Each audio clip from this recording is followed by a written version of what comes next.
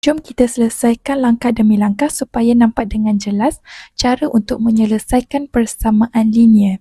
Soalannya adalah 2 buka kurungan y tolak 3 bersamaan dengan y tambah 4. Langkah pertama ialah kita kena kembangkan kurungan. Di sebelah kiri ada nombor 2 di luar kurungan. Maksudnya, kita kena darabkan 2 dengan setiap benda di dalam kurungan itu. 2 darab y, kita akan dapat 2y. 2 darab negatif 3, kita akan dapat negatif 6. Jadi, persamaan sekarang ialah 2y tolak 6 bersamaan dengan y tambah 4. Langkah kedua ialah kita kumpulkan geng y di satu tempat.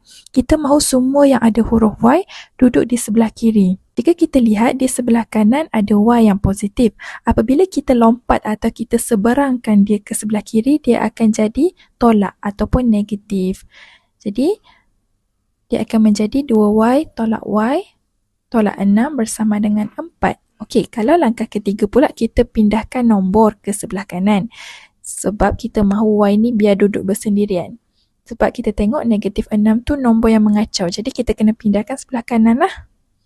Apabila kita pindah sebelah, dia akan jadi tambah. Okey, langkah yang keempat iaitu jawapan akhir, kita tambah saja nombor. Okey, 2y tolak 1y, kita akan dapat 1y.